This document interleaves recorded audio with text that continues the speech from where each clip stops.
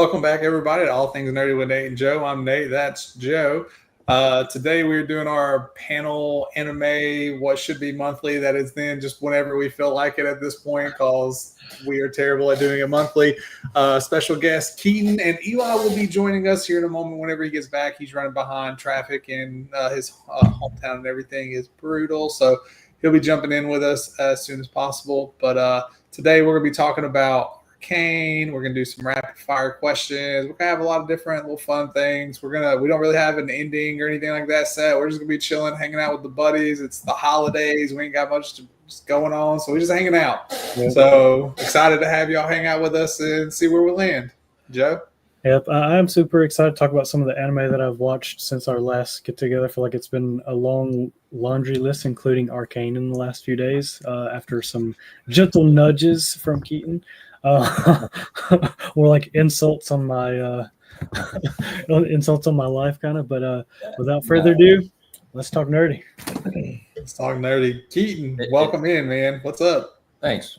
Glad to be back. It's not necessarily insults on your life. It's just insults on your interruption of pattern of life, to where your dedication seemed to waver. It's unusual for you in any aspect of your life, and I'll just make sure you had your priorities straight. I'm sure you were probably working on something less important than finishing Arcane.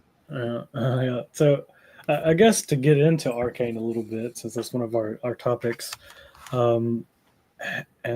spoiler alert, I guess, for just in case there's spoilers for anybody watching. Like, the first two episodes honestly didn't pull me in.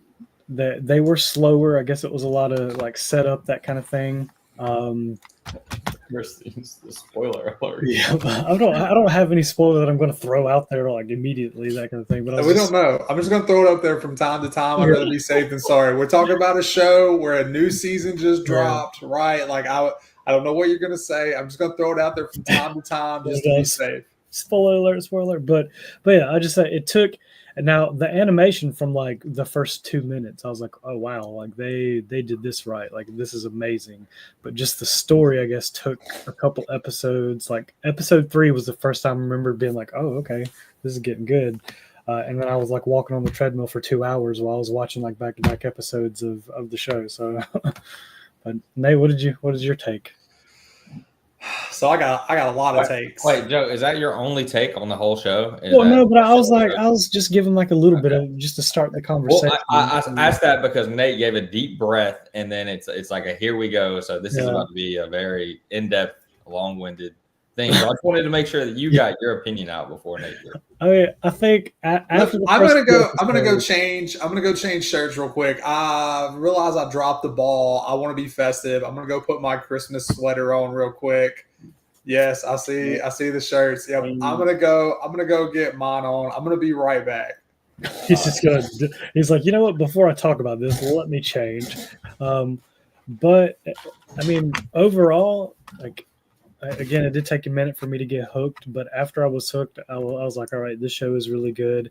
But there still were episodes where it was a lot of setup, and I guess because it's 45 minutes instead of 20 minutes, like a typical anime, it just felt long-winded at some point. So, but it was needed information. They did a good job of setting everything up, but I found myself all right, when's the action gonna come back? Kind of like that, but when the action was going, it was just edge of your seat, oh man, and then some of the plot twists that they had in there, those kinds of things. I mean, it was definitely a good show and worth the watch, including season 2, which actually I feel was better than season 1. They just got right into the action, kept going with it, just back to back, and just it was good overall. Nice. Nate, nice shirt. Thank you. Go, Joe. 6 eyes. Have you kissed that sweater at nighttime? No. Maybe. Who knows? Yeah, Joe. I when I watched season 1, I enjoyed it. I really liked season 1. I was like, this is a really good. This is a good show. I had no expectations going into it. I knew nothing about League of Legends. Same. And I still don't know anything about League of Legends. I think Dota 2 is a better game. It's fun. I can't. but I was like, I was gonna watch season 2, but it wasn't something where I was marking my calendar for when season 2 came out. We have some friends here that love season 1, and we're like, season 2 is going on, season 2 is coming out. So I remembered. But once season 2 started, I'm like, I watched a recap of season 1, and I'm going through season 2, and I'm like, damn, like you're right, they're just getting right into that shit. I'm like, damn, okay, this episode, dang, and then it became like enticingly emotional and intertwined, and like I think there's a lot of good character dynamics outside of just Jinx and Powder. I think there's some that aren't as strong, obviously, which Nate will get into because we briefly talked about it beforehand. After episode 6, and no spoilers, after episode 6, very emotional ending. And remind you, so I watched it while it was coming out in 3-episode series. So episode 6 came out, and it was like extremely emotional, teared like to me, very sad. And then I'll have to wait a week to watch the next. And then episode 7 was the time skip, and you had no idea what was going on, especially like after waiting a week. And then it kind of threw things on like in a rent. I don't know how to explain it. Kind of threw things off for me a little bit. Like I still enjoyed it, but I was just like, I'm very confused. So Nate will touch on this because he's talked about it, but the last 3 episodes felt a little rushed to a degree. I really enjoyed the last episode, but I do think 7 and 8 like lacked a little bit of the same like appeal and involvement for me as like 1 through 6 of season 2 did, which is the same day that I watched Dandadan's, incredible episode was the same day that I watched episode 6 of season 2, which not even comparable, let's be honest. But yes, they are. No, they're not. Not even. I'll talk about it. It's not fine. even close.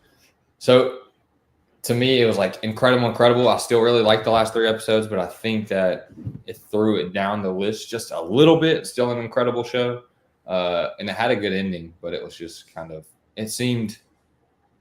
I don't know, just everywhere and rushed. And the character choice of like not focusing. I mean, they focused on Jinx and Powder and the dad relationship, but the focal point ended up being about Jace and Victor, which to me, I had less interest in because like I didn't really care about Jace and Victor that much or as much as Jinx and Powder. And I felt like they kind of missed the ball on delegating to them being kind of the main focus at the end rather than Jinx and Powder. And I think that's where it lost me a little bit. But still, like, incredible show, and I wouldn't recommend it to literally everybody. If you have a friend that's hesitant to watch animated style shows, I think this is a really good one. I recommended a coworker do this, and he absolutely loved it. Thought of anime as more of a childish type thing. And that shows like he's like, this is probably the best storytelling show I've ever seen in my life. And so now he's venturing into other animated shows, aka anime. I stand on the belief that anime is the best vehicle for storytelling out there. There's nothing that can compete with anime from a storytelling standpoint. They just do it better. If you want plot development, character development, and just pure storytelling, anime. Yeah. There's nothing that can compete with it.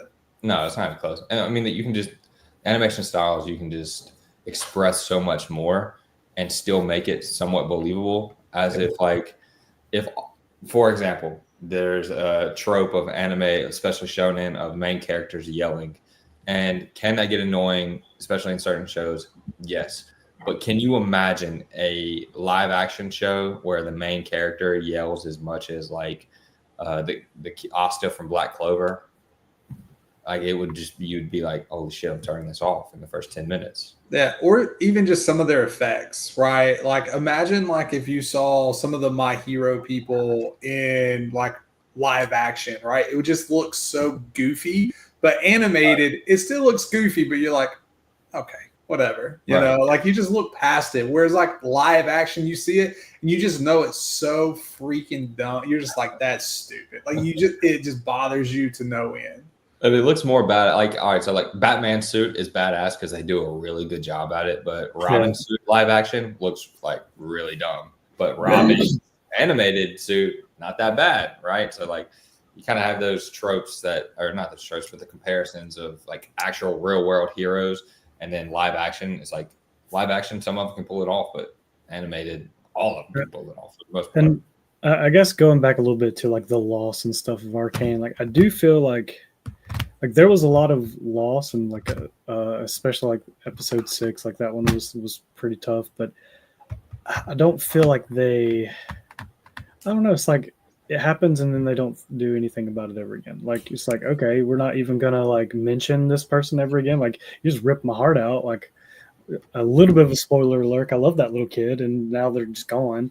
And then we're never gonna mention them again. Or another spoiler alert, the little fluffy guy, the scientist, I can't remember. Dimer or whatever. Hammendimer. Yeah. Hammendimer. Like, he again just it happened like that and then just never mentioned his name again. I was like, okay.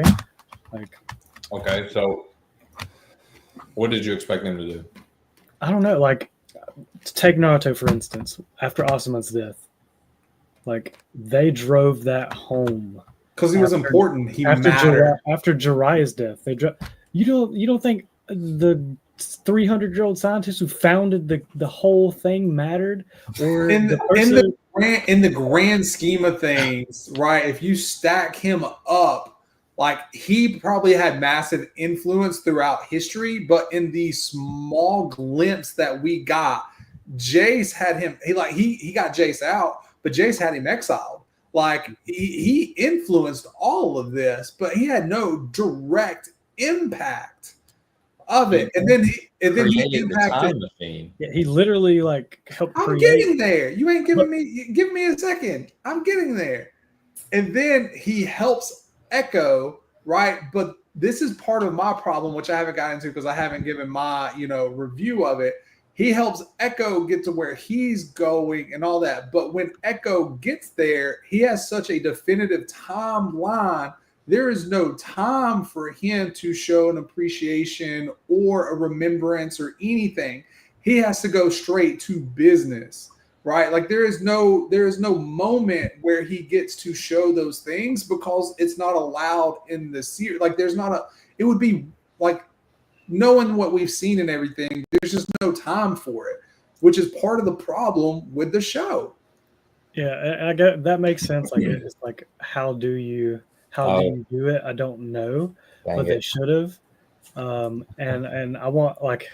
I won't mention any other things, but the other one that happened in the season 6 or whatever, like they could have. That was an impactful character. Like they built that on episode 6. Yeah. Joe, episode 6 situation more impactful than Dandadan's episode. No.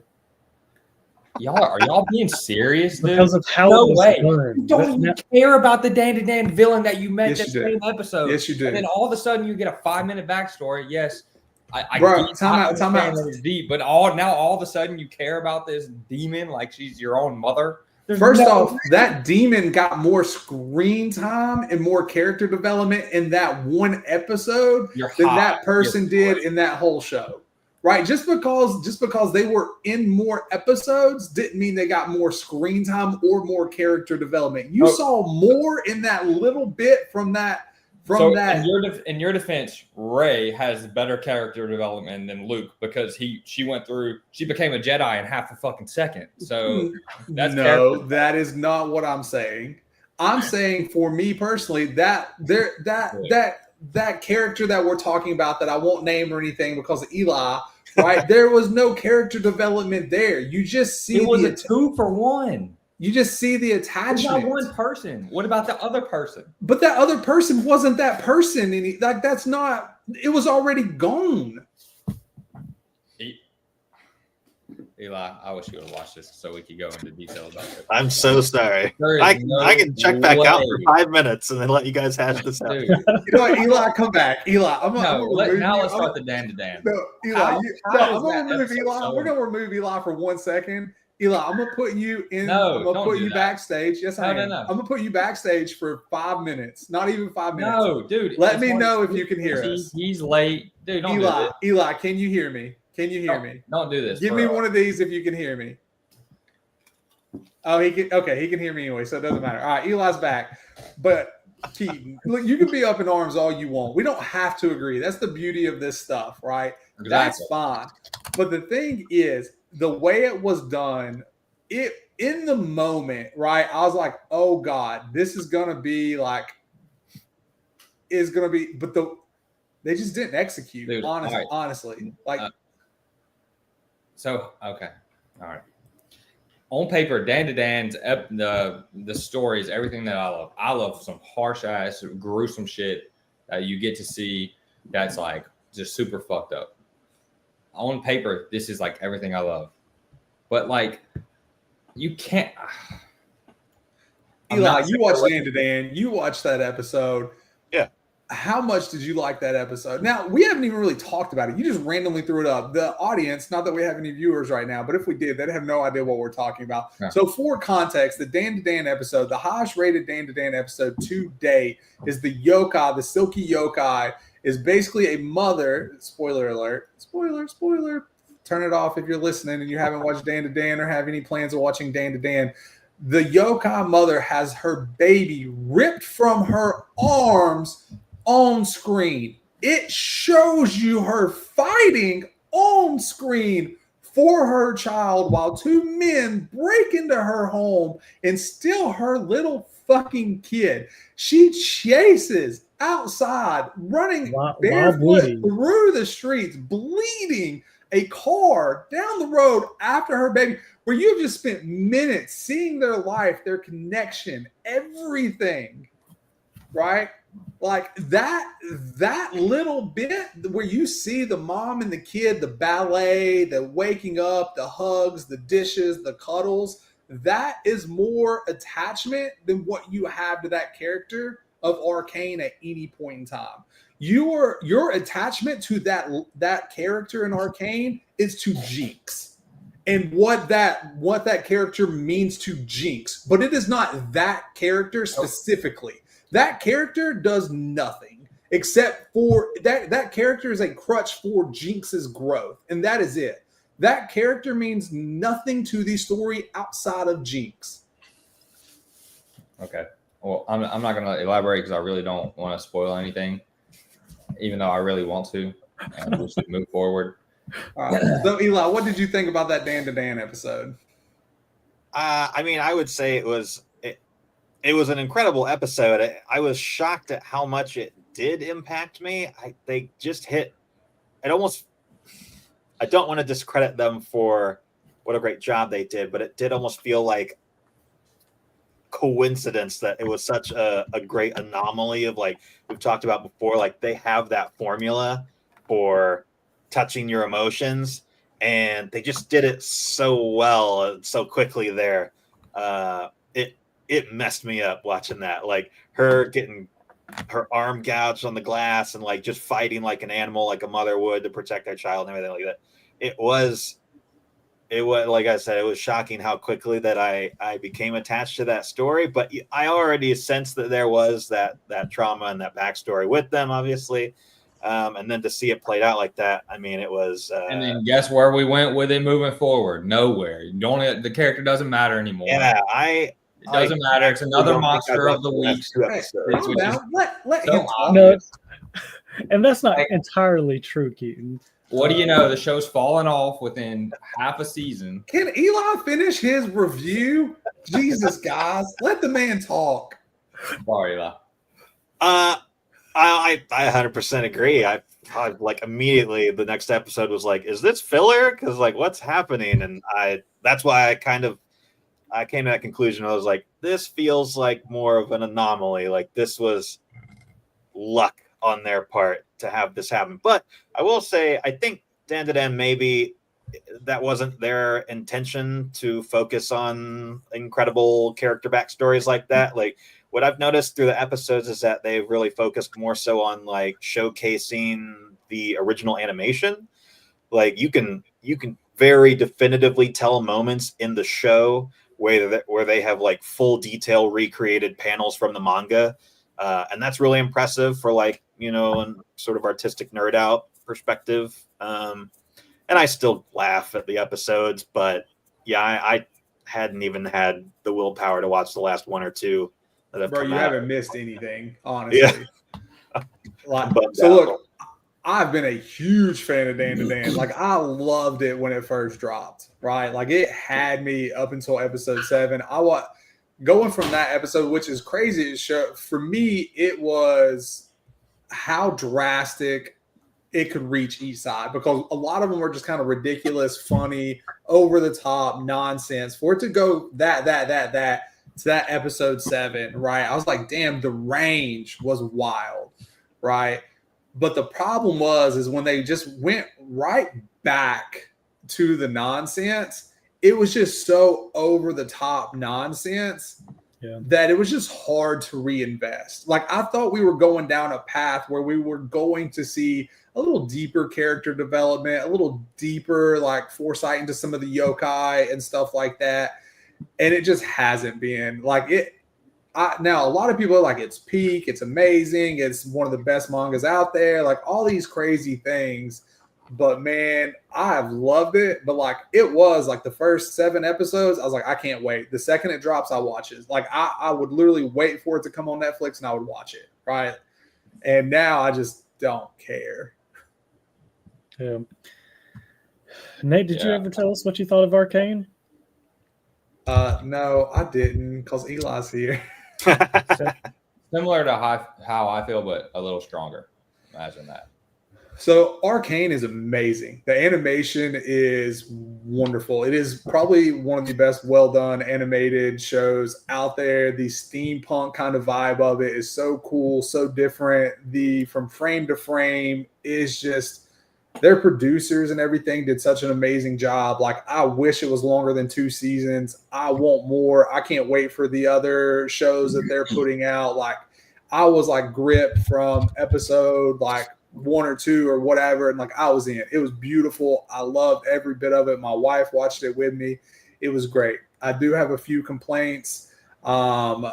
Season 2 was way too fast. It was way too rushed. It needed to be multiple seasons. Right. There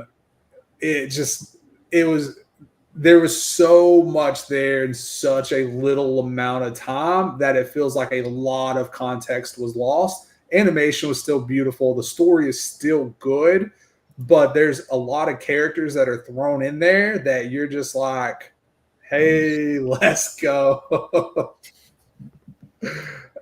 That's for you, Keaton. Sorry, I was looking at something else.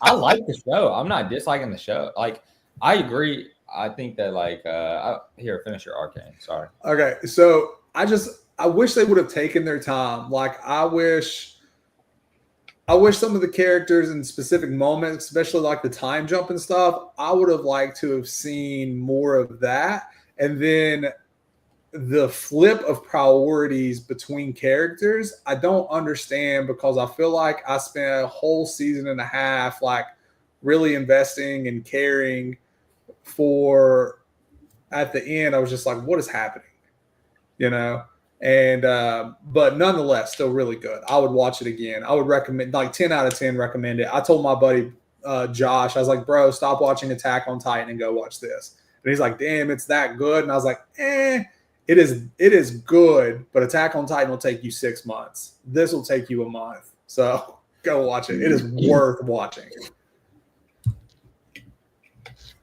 Elijah, what did you think of season 1? I mean, honestly, I have a lot of thoughts on it. I needed to dive into the studio and understand them a little better, but then was shocked to find that it's not really even not really even a studio that's been involved in much anything else that we were aware of. Like, they did some work with the Gorillas for music videos. They did what did they do? Oh, like an animated Rocket and Groot show. But like, other than that, it's mostly just been collaborations with like Arcane and Imagine Dragons for this stuff. But I'm blown away. Like, I don't even know how you come up with the ideas. I don't even know how you come up with the ideas of like where they took the animation for like different scenes in this show. Like for season 1, the bridge fight scene towards the end, like it blew my mind where I was like taken aback, almost had to pause the show of just like, oh, they did a completely different animation style just for a good like 90 seconds. They wound back time. They made the characters like kids again, and they put you through this sort of emotional roller coaster of showing this almost like schoolyard fight sequence, but really it's life and death. But the way that they pulled everything off, animation wise, the quality and everything, it's definitely like one of the best executed, best produced, and most unique shows I've ever watched for sure. Honestly, I was just like doing some boring yard work for a client today, but plenty of time to think. And I was like, is this, I think it's like a catch title for a video with some clickbait. You could just legitimately throw out like, is this the best show on TV right now? Like, is this the best thing you can watch? Because very strong argument for it. Oh yeah, I mean it's the first show to ever have a full season rated above 9. Now, granted, some of those episodes will fall the longer it's up there and stuff like that, but still, full season over 9 on IMDb or whatever it is, and it's like the show is great, and the animation, like you said, dude, the production quality is top notch. Like whether you like animation or whatever, it is just good. It is worth watching no matter where you stand on it. Yeah, absolutely. And something that struck me that's super unique about the show also, because I've seen people like obviously compare it to anime or say like, oh, it's one of the best not anime shows out. I'm like, well, that's doing it a huge disservice to even try and categorize it that way. But what struck me about the show is that it really feels like I'm watching a high production television drama. This doesn't feel like an animated show because it doesn't follow a lot of the same tropes that an animated show does. It's very unpredictable. There's not much plot armor. You don't know like the subtleties in the characters' reactions are unpredictable. You don't know how they're going to really react to each scenes. Like say the villain character from season 1, Silco goes through a huge range of emotions. He's not your typical, prototype or archetype for a villain. In times where you would expect someone to be very pompous and full of themselves because, oh, I'm the big bad guy, it actually shows like subtle vulnerability or indecisiveness or something. Like the little tiny human aspects, like little hints of those question marks in the show is what completely sets it apart for me from like any other animated show where you could typically guess at this point after seeing enough of them, like what people are going to do and how they react and act and whatnot. Yeah.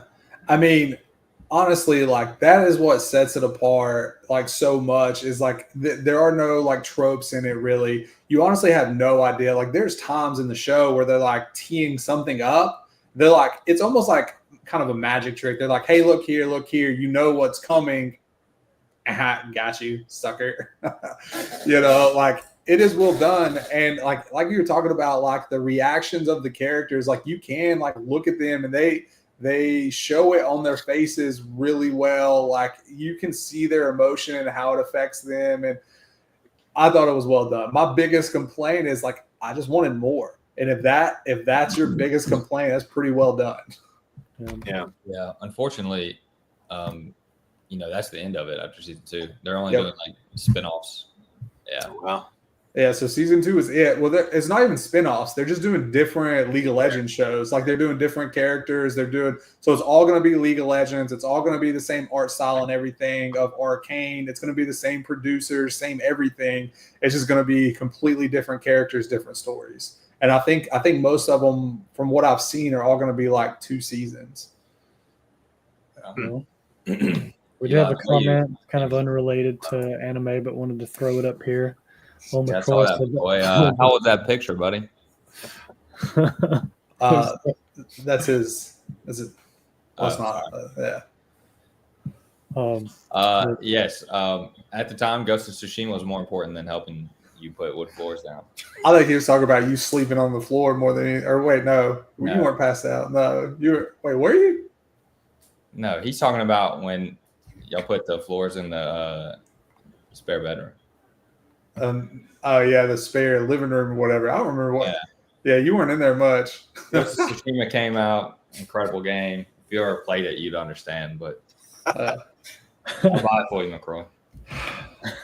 So let's do a quick round robin of what are we watching and what would we recommend and not recommend. Let's talk about the past few that we've kind of seen, because I know I've tore through a couple recently.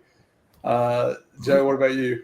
Yeah, I mean, after our last show, I had like a laundry list of shows that I needed to go watch, and I feel like I knocked out most of them.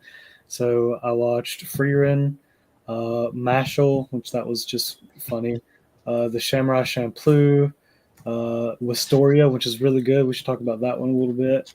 And then I rewatched Attack on Titan and then actually finished it this time.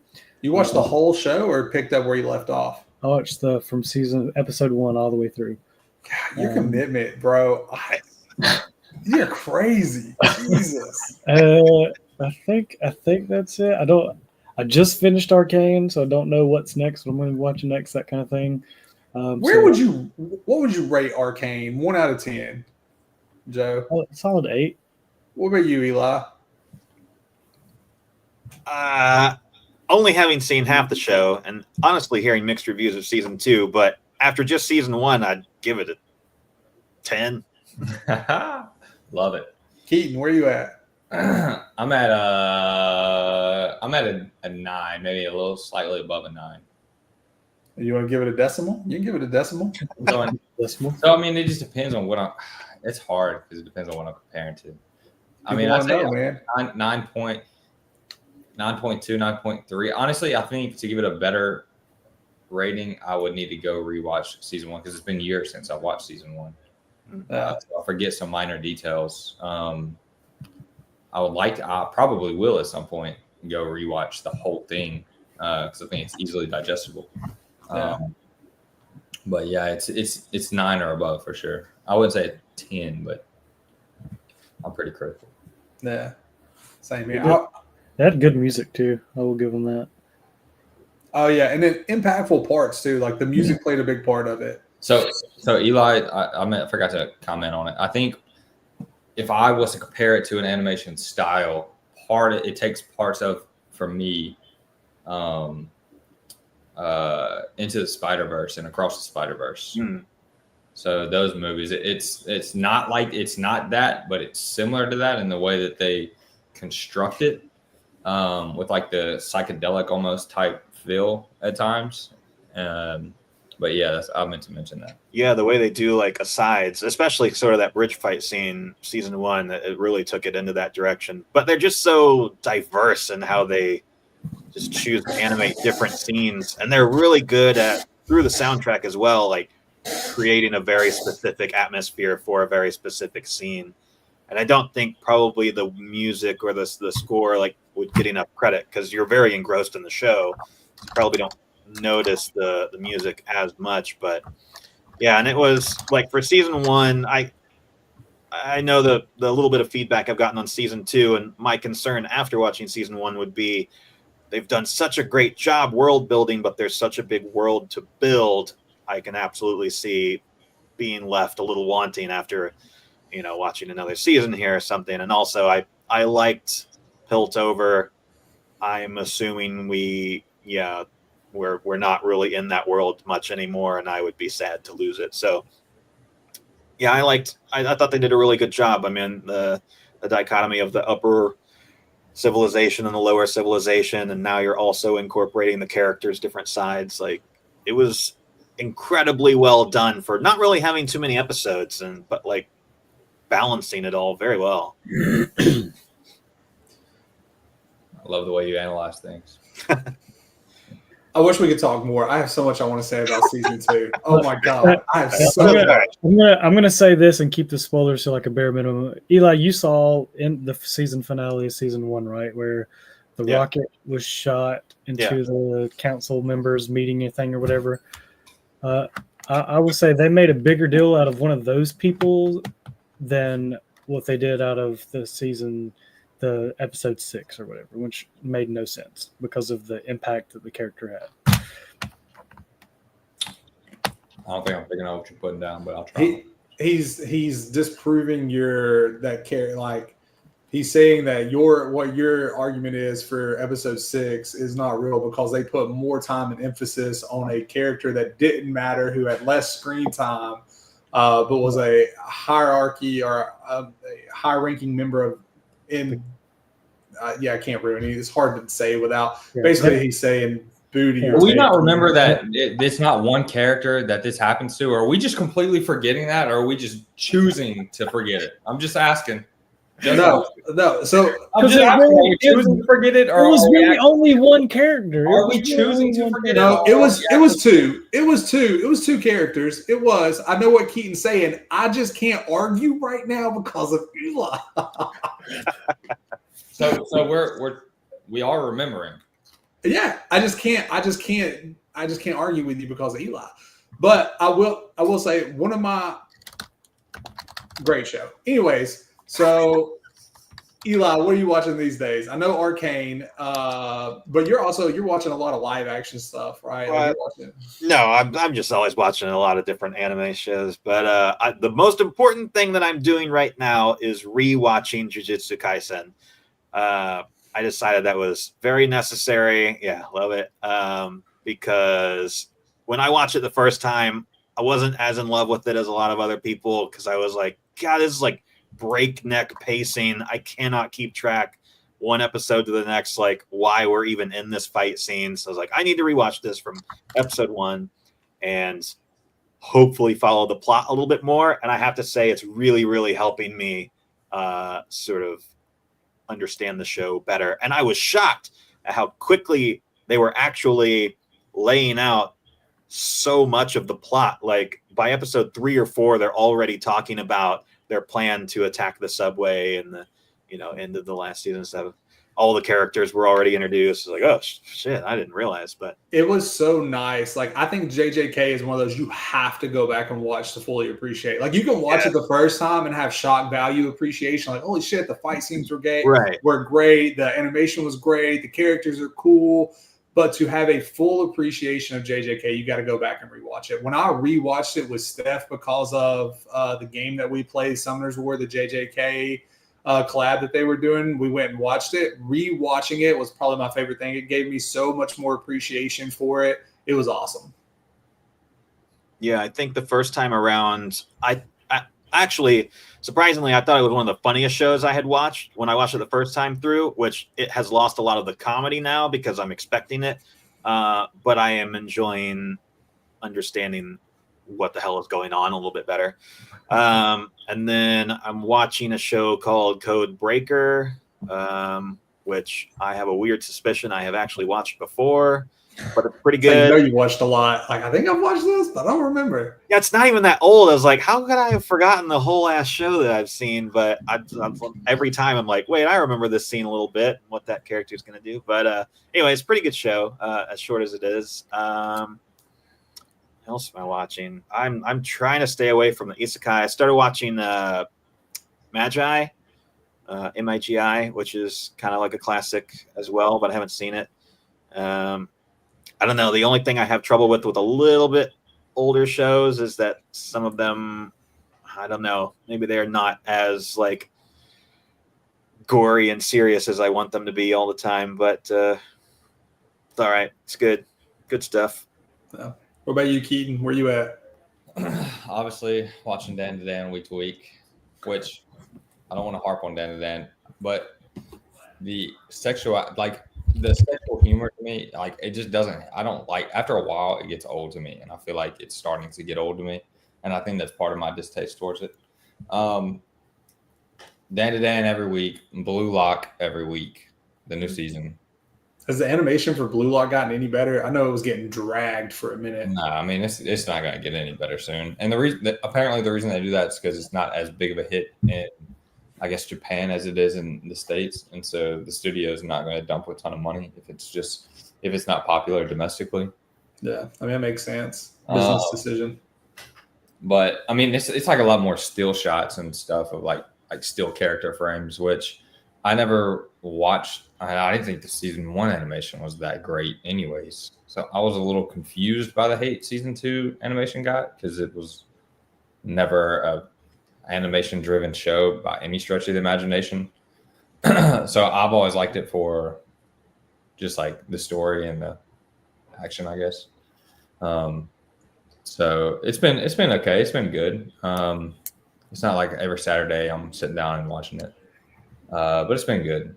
And then I'm like 5 or 6 episodes away from finishing Hajime no Ippo, which is boxing anime from, I think it's late 90s, early 2000s when it came out. Did they do a full remake on it, or was it like an abridged thing? I think they did it. I don't know. I have no idea, to be honest with you. I'm just whatever's on Netflix watching it. Okay.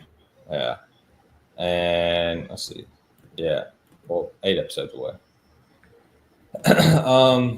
That's been good. I mean, it's like it's cool because I enjoy going back to some of those older style animes, because it's like a lot of the humor is the same, and this sounds weird because I just bashed sexual humor, but some of their sexual humor is like a little different, and some of it's not as in your face. But it's nothing that's crazy. Like, I'm probably not going to say y'all need to watch Hajime no Ippo, but it's a good solid story that's not like super deep, and it's not like, all right, I need to sit down and really process this or anything of that sort. It's just a good classic, kid that got bullied, picked up boxing, now's turning into a really good professional boxer, and he's got his group of friends that he's made, that he's trained with, and his trainer, and it's just a solid show. And then I'm waiting for 1,000-Year Blood War Bleach to finish getting dubbed, and I'm extremely excited about that because the first 2 seasons of 1,000-Year Blood War was incredible, and I've heard this one's incredible too. Is that something where I need to watch the initial Bleach to understand 1,000? I would, yeah. But if you hit up a list of like must-watch episodes of old Bleach, it would probably be pretty short. Like, yeah, a lot of skippable seasons out of that show for a long show. But it was a good show anyway. Like, I think you just enjoy it anyway. Yeah, I've thought about watching Bleach a couple times. I think Keaton told me not to. That was early in my anime career, though. Yeah, I don't think it's something you should start out with. Okay, so here's also a reason too, is because you started out with like Demon Slayer and like really good animation driven shows, and like this just isn't going to be that.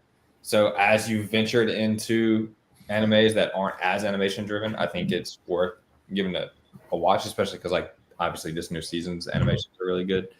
But I mean, it just kind of it's good, but it's not crazy. But there are some really, really good parts of it.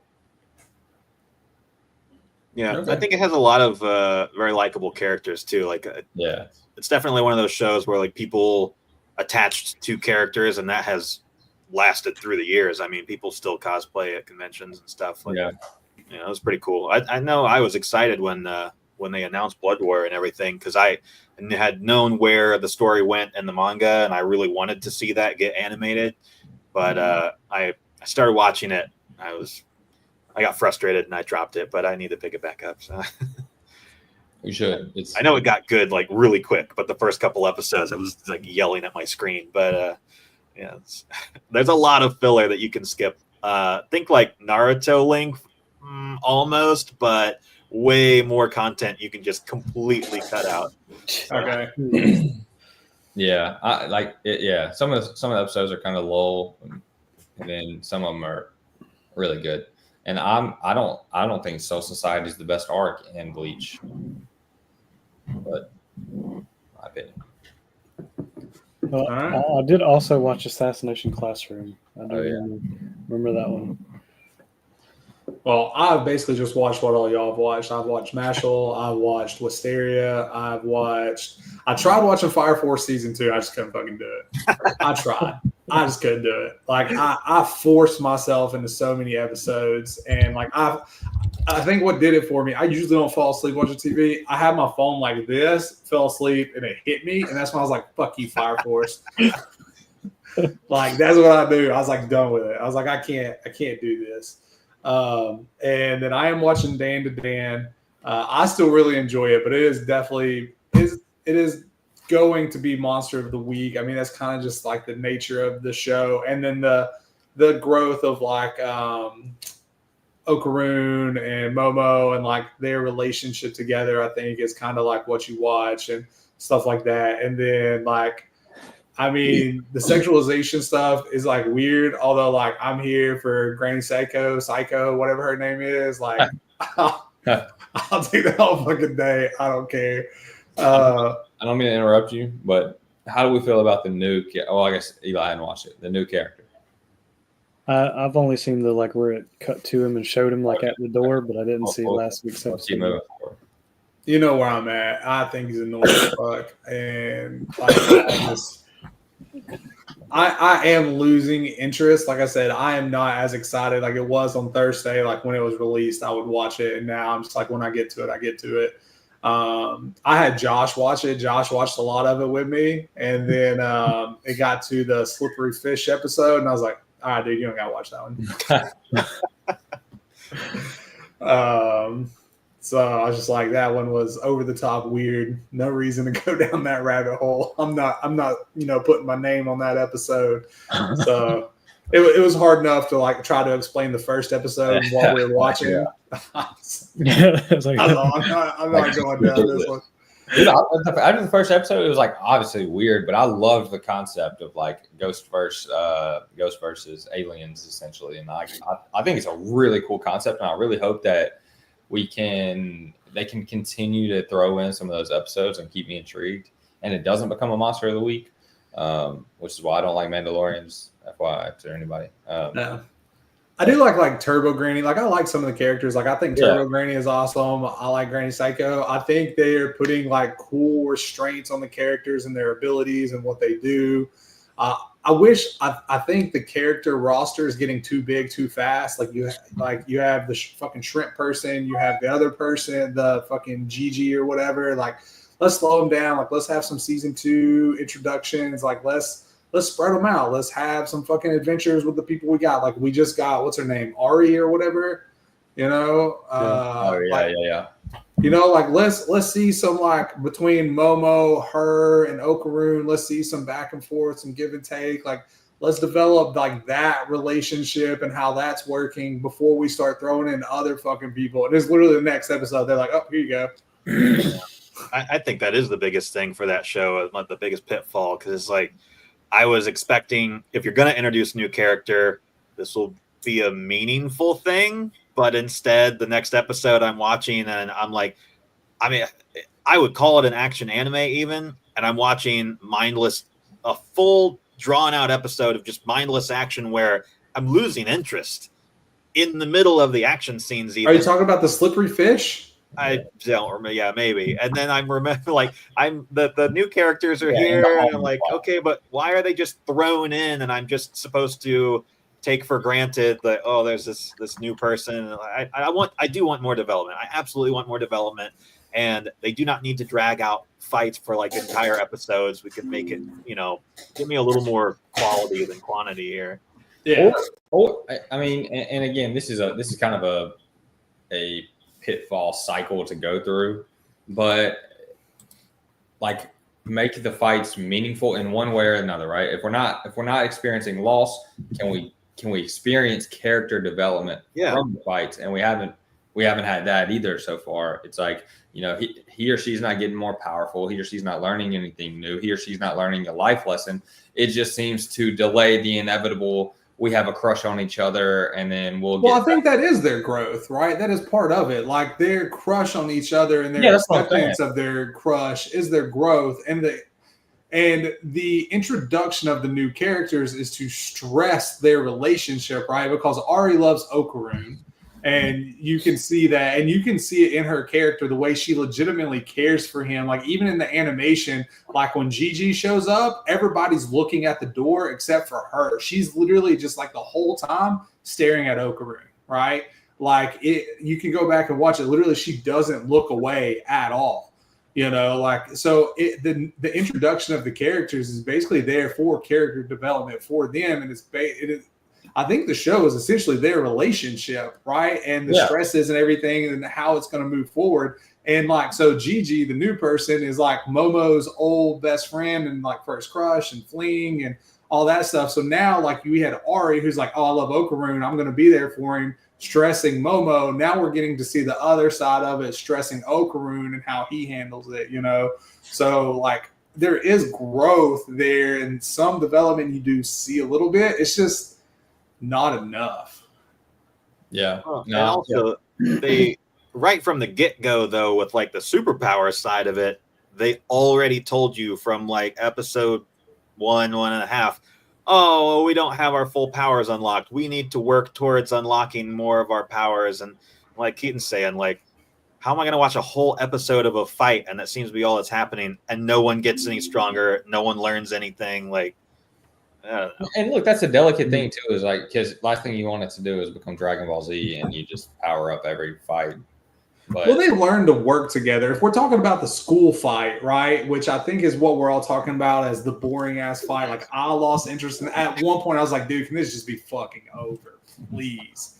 Right? Like it was brutal. That is the slippery. That's the school one, the slippery fish one, where she's like using her spirit hands to like fucking propel Okaroon through the water. Oh right, yeah, yeah, the slippery, because she's like, I can treat you like a slippery fish. You know, and it's just during that I was like, dude, this is ridiculous. I just want to be over. But if you remember when they're fighting the alien whale fucking Loch Ness thing, right? The silky person uses her hair. Fucking Okaroon sprints down it, right? Momo uses her hands to grab it. Like it is their teamwork and their team building. So like they are getting stronger because they're putting their hate aside. Like Momo and I'm just going to call her Ari. I don't know what her actual name is. I need to look it up. I can't remember it. Like putting their hate aside to actually work together, common, you know, objective of living, but still like they are getting stronger from the sense that they're learning how their powers can work together. So can we argue that is great? And again, I shit on the episode, but I really enjoyed the episode. Obviously I really liked it, but can we almost say as great of writing as that episode is, it was also from a long-term perspective, I don't want to say detrimental because that's a strong word, but almost counterproductive because we enjoyed the variety and the range, but it almost left us like, okay, if you're giving that to us in episode 7, we're kind of expecting a little bit of that, right? And now we're going right back into this groove, which even 1 through 6, like the groove was fun and exciting. But it's almost like they almost did themselves a disservice by making episode 7 so good. Yeah. I'll agree there. It's like they did so well with that episode and then just went, you know, took a 180, whipped out the alien dongs again or, you know, whatever. Which is fine, but it's like you gave us so much depth in that one episode. I was expecting it to continue to be that.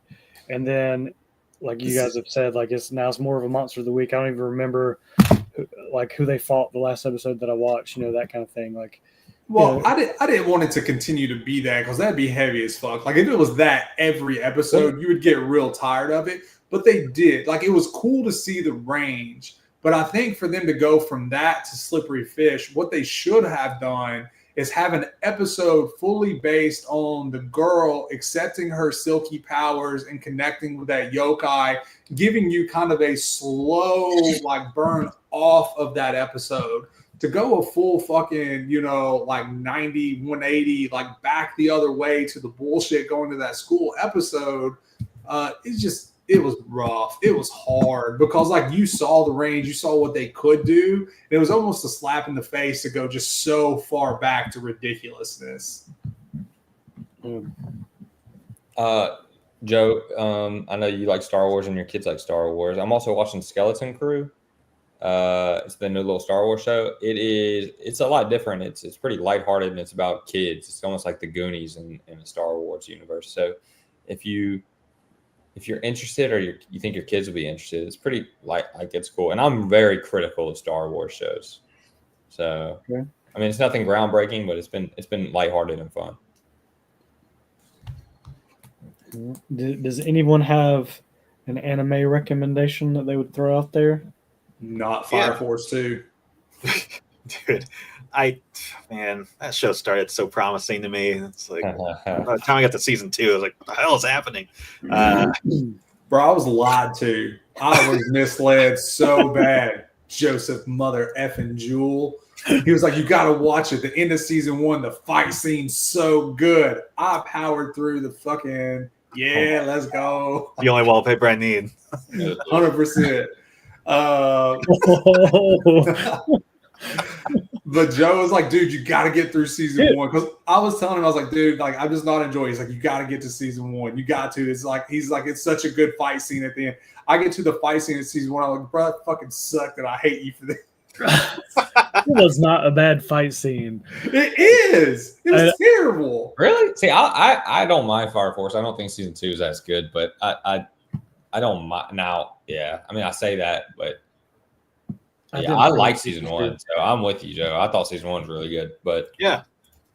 I mean, once you get past the tropes, like, and honestly, like, I guess I burned through anime so fast I forget like some of the things, like some of the details. Like Nate would be like, Joe, what did I just watch? I'm like, I forgot that was in there. I was like, I probably should have warned you. Stories out of that one. I was like, I probably should have warned you about some of that kind of stuff. But I'd be laying in bed next to my wife and she'd look over and some stupid shit be going on my phone. I'd be like, it ain't all like this, I promise. We've all had many of those moments with anime, no matter who was in the room. So, well, I'm new to anime. I'm not used to that. I'm definitely not used to it being my wife. You know, I think that's probably what stained you a little bit on it. It's just like you were new to anime, and it was like you just had those awkward moments for like, why does it have to be now? Yeah, like she don't watch any of it. She looks over and a girl just falls and her fucking overalls come off. She's just standing there, and I'm like. Always the worst moment. Always. 100%. She'd be dead ass asleep, open her eyes, and somebody's naked. I'm like, God damn. Oh, man. What were you going to suggest, Eli? I'm sorry, I cut you off. I just remembered 2 other shows. I wouldn't say I'm watching yet, but I've started because I'm dumb and crazy. So I'm watching Ranma and a Half, which is all-time classic show. I think it's from the late 80s originally, but they just remade it and it's being released on Netflix. There's quite a few episodes out now. I don't know that the remake is necessary at all.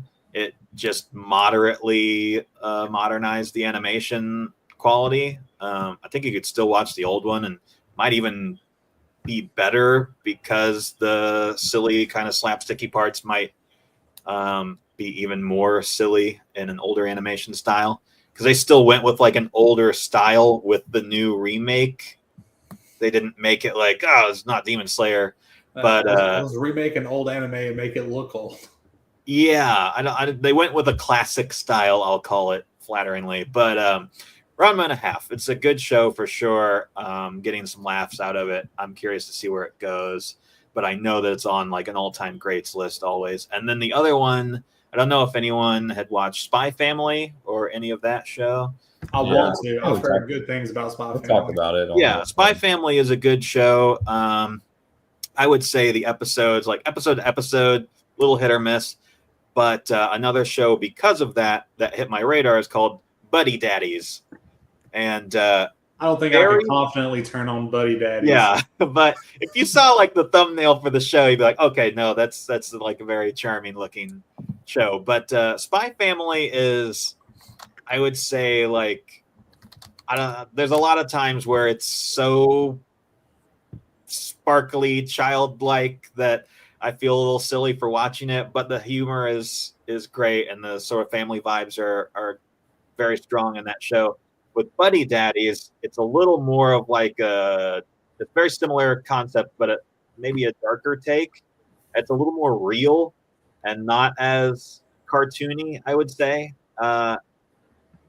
It's still a silly show, but it's worth watching, I think. Watch a couple episodes now, and it's funny. It's engaging. It's another show you just watch for fun. It's not going to like wow you with story or anything. But if you've ever watched movies like Tokyo Godfathers or, think like a 3 Minute Baby sort of thing, where these guys shouldn't have a kid, and they do now, but they're both spies also. It's pretty good. Okay. Anything else? Nothing I'd recommend. Keaton, Joe, anything? Joe? I'm not sure. I don't know. I mean, I think I've been watching Hajime no Ippo for the most part since the last episode. It's like right when I finished 86. So I haven't watched anything that's like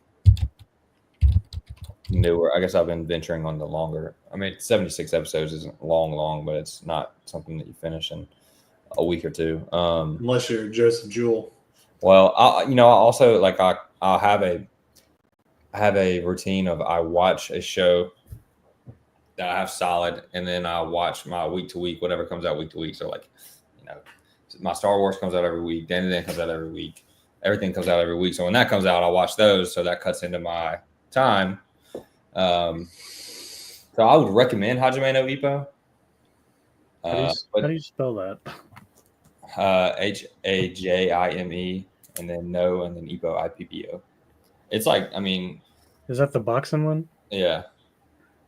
Joe's out. He don't want nothing to do with it.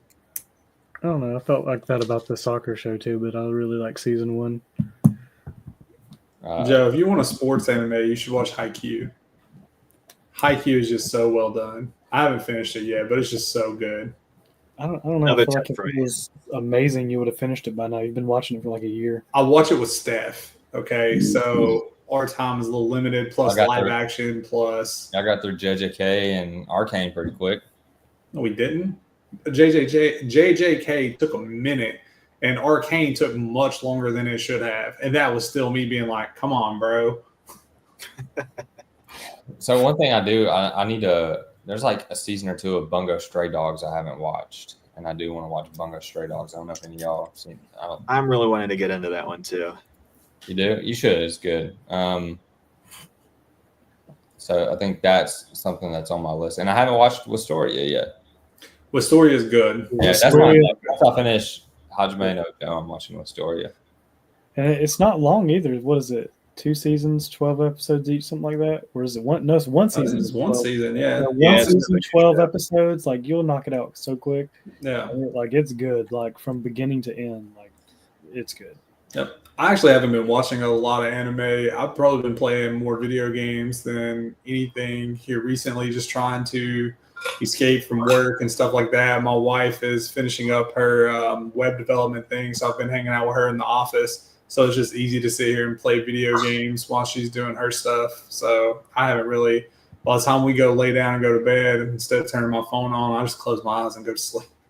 So I haven't really been watching a lot of like late night shows, because that's how I was tearing through the anime. It was like we'd lay in bed and I'd watch, an hour of anime a night, which is 3-4 episodes. But now, like, literally, we are like, you ready for bed? Yep. Go in there, brush, floss, pass out. I've been playing some Fortnite. If you guys didn't know, Mariah Carey is apparently coming to Fortnite in a couple days. Dude, Fortnite has half the freaking planet on there. Yeah, everybody's on there. Well, so we're over an hour. If y'all want to be done, we can be done, or we can do. So I have ChatGPT 4, which is the really smart version that can like scrape the internet and everything. I had to come up with some what I think are some pretty decent questions. We can do some rapid fire Q&A for 15, 20, 30 minutes, or we can call it and be done. What do y'all want to do?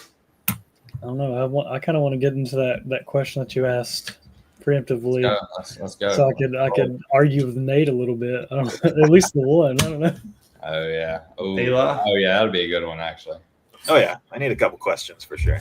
All right, we're gonna start with this one, and this was like we were doing a couple test questions to see how we felt about it, and we agreed that this is a good one. So this is what we're gonna start with, and I'm gonna just like randomly select, and we're gonna go from there. And Eli, you didn't know, so we're gonna give you a second to think about it. We're gonna go straight to Keaton Treadwell. K-Tread, if you could rewrite one anime ending, which one would it be? I came prepared with my list today. I made a list actually. Yeah, let's go. I was looking, and man, one that one that stuck out to me is, and it's one of the first episodes animes I ever watched. Is one of my friends who doesn't watch anime recommended it to me, like early on in my anime journey, and we like all the same movies and everything. And he's like a huge movie buff. I was like, I'll watch it. Death Note.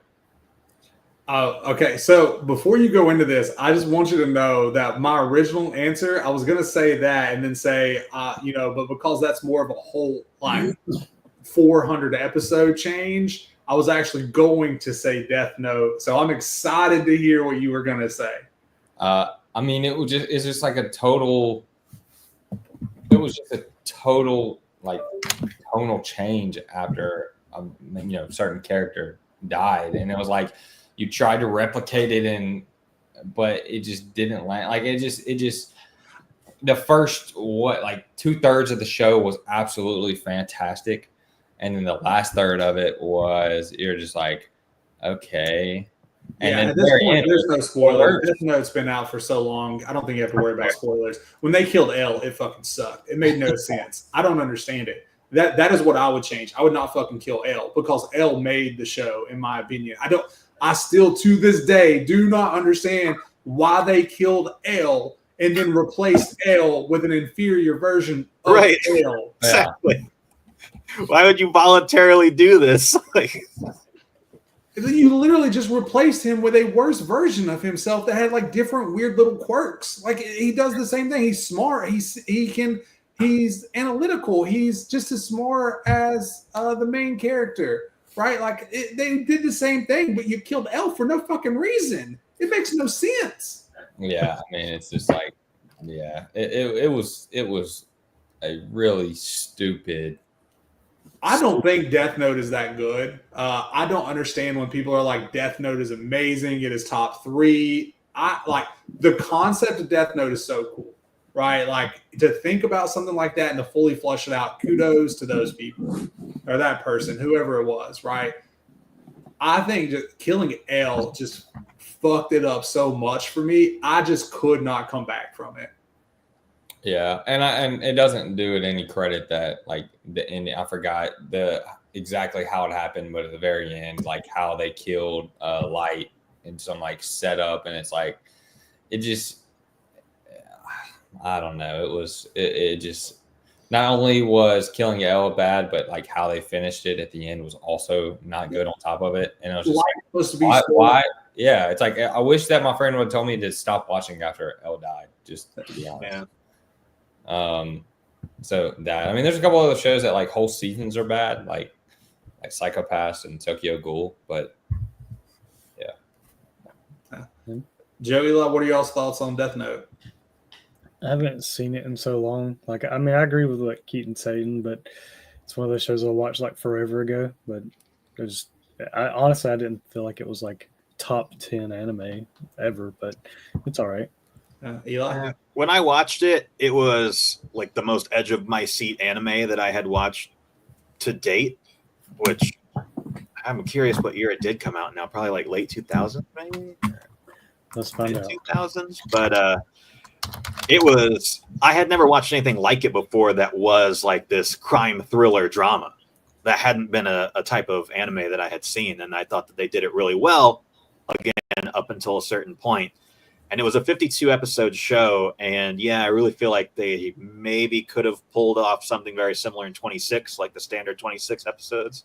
And I wouldn't have had to watch this like voluntary filler that you created for your own show. I think they realized they had something good going and didn't know how to let it go. And that's why the ending and like, light ending being unsatisfactory and whatnot, like the show just turned out frustrating. And I guess maybe there really wasn't another way for that to end, but could have done it better still. Yeah, definitely could have. Came out in 2007, so yeah. So, I just want to say sometimes it's okay for the bad guy to win. Sometimes it is. Yeah. Like if Light's that fucking smart and he has the power of the note, like that's pretty fucking hard to stop. Like why not just say, you know what? You fucking win. Which is why, and I know Joe's going to touch on this, Attack on Titan is so good. Because the back, I mean, Because there's bad and evil, you never know. You cheat for both of them. all right, Joe. Go ahead, my friend. What would you change? The ending I would change is the ending of Attack on Titan. You're dumb. Eli, what would you change? No, I mean, let's hear it out. We don't care what he has to say. We don't respect his opinions. Eli, what would you change? Nate, we got to debate this. Look, dude can see the future. He knows all the outcomes, can do everything. You muted yourself, Joe. I muted him. Wow. Terrible. Look, dude could see the future and decided, you know what, I'll just kill 80% of the whole entire population. That's enough. And then at the end of the day, it still shows his home place getting nuked. Like, so nothing he did even mattered at the end of the day anyway. And like either one it just didn't make sense. It's like you could see the future. You could do anything you wanted. You could like literally change any outcome you wanted to do. I think they were pretty clear that he couldn't change a lot of it. Like a lot of it was set and that he couldn't change it. Like he could alter small parts of it, but he could not control and alter all of the future. There were a lot of things that he could not change. Right now, I haven't watched Attack on Titan in a minute, and it was one of the first animes I watched. So like I might not remember all of it because it was pretty overwhelming, right? Like I might need to go back and watch it. But like if I remember correctly, there is a lot that he was not allowed to change. Well, I mean, the show also suggests though that the situation that he winds up in was his own doing. Like it's his little time manipulation bits. Which they only drop on you just in rapid succession at the end of the show. But like he made his bed. He did it all himself. All the whole and like everything that he did, like he chose to do.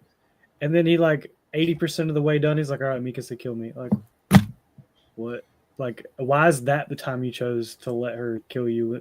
Like it just didn't make sense. Just how he did it, and like it's like I'm going to be this martyr, and I'm going to plant memories, and everyone, they're going to feel bad for me, even though I killed 80% of the world's population. Like, I don't think anybody felt bad for him. That's not real. Mikasa was crying under a tree. Like she felt bad for That's him. because she loved him. She was compelled to love him. She has loved him since they were children. She loved. Programmed, Well, that was part of his little lie or whatever, but still, I'm just loved saying, him from the time they were kids, man. They like for how long this show is, and for how much you want to see the good guy triumph. You want to see Aaron come out. No, you don't. No, you want to see him come out on the other side of this. No, you don't. Not turn into some insane murderistic dude who kills 80% of the population for no This reason. is how I know you did not appreciate Attack on Titan for what Attack on Titan is. Attack on Titan is not a bubbly, everybody's going to come out on the fucking pretty side of this anime. There is not any part of Attack on Titan that makes you think the good guy's going to win. At no point of Attack on Titan are you like, damn, let's go, the good guy's going to triumph, right? Like, at no point is that how you feel. The only point maybe you could argue against that would be like the fucking Beast Titan and Captain Levi, because you're like, damn, he got him. And it's not long after that, you're like, oh, fuck, no, that didn't really last long, Up until then, everything is fucked. The whole world is fucked. They explain to you why they're fucked. They show you the fuckery. Every bit of it. Like, at no point are you like, yeah, the good guys are going to be good. There is no good in that world. It is a world torn by hatred, war, violence, genocide, everything.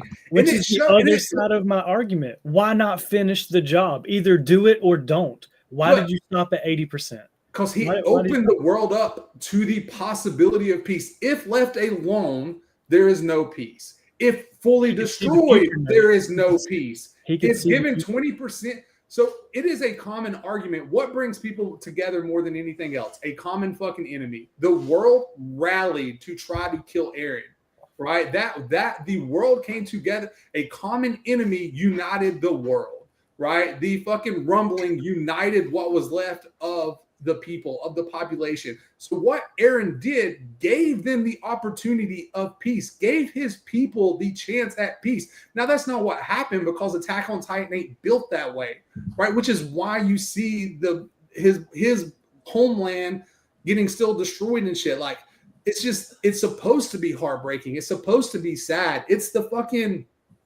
is the vicious cycle of our world put into an anime. It is just violence on violence. And it just shows you that no matter how hard you try, there's no escaping it. But at least he gave them a fucking chance, where if he didn't do what he did, there would have been no chance. So, Joe, you're wrong. I'm sorry. I just don't agree. I don't agree because, like, again, like he just went, he went ballistically crazy, and then just like decided right at the end that he just didn't want to finish. So, do you think that it was just like all of a sudden, like, oh yeah, fuck this? Or yeah, 80% of what there was 80% of the world he destroyed. Wow, like he the whole time he had the ability to get rid of the Titan powers, and he just decides to do that right at the end. Yeah, because Joe, if he did that, his people are still repressed. I don't understand what you don't understand, Joe. He could have done that. That way, Joe, his friends couldn't have died. Getting rid of the Titan powers, like Joe wanted Eren to be All Might. Joe I wanted Eren to make up his mind. Joe wanted Eren to be Superman out here on the fucking field, saving little children and getting dogs out of fucking trees. No, I wanted Eren to make up his mind. I wanted him to make up his mind, Nate. That's what I wanted him to do. He did what he thought was best for the world. Don't. He shouldered the goddamn burden of the world, Joe, to give people what he thought would be a better life. He chickened out at the end. No, because if he killed everybody, there is no life, Joe. That's the point. He could have killed everyone except for the people from his homeland. But I just love that, like, Attack on Titan is such a complex and deep show. Like, it is like the vicious cycle of our world, filled with how we're fed propaganda by our own countries and everything, and it's just like political warfare and all that. And Joe summoned it down to Eren chickened out. He did. I'm fucking worked up right now. I'm mad as fuck. 100%. Like, we gotta move chickened on. Out. Literally. Joe, if he kills everybody, there's no future. There's he no. Could He have, wanted he could have left the people on his island. That way, there's only one race to begin with. He understood. So Joe wants him to be Hitler. Joe wants him to be Hitler, like quite literally. I want him to finish what he started. Keaton. Eren wanted to protect his. So Hitler. Eren wanted to protect his people, but Eren also understood that not everyone outside of the walls was bad. No, I don't want to hear that. He crushed little kids after telling them that he was going to crush them. And this is why his relationship with Rainer is so important and highlighted, is because that brought out some of the understanding of whatever Parody Island. What I don't remember what their name, but I think that's where he becomes more human through, obviously, in multiple things, but that relationship mainly, and started like, and they led up to it and showed you a little bit of, okay, well, both sides started to understand that both sides are just victims to propaganda and historical fucked upness and what their government's been telling them, and they understood both sides. And Eren did the same thing. So why just stay Hitler as someone who actually progressed as a character? And I'm someone who doesn't like time travel, but I thought that they did that way better than a lot of time travel things. Yeah, I mean, every story has its plot holes, but yeah, I think tying his hands, because like Joe's saying, like he could change everything, but he couldn't. If I remember correctly, Eren was not allowed to change a lot of different things. And I'm not saying Eren actions.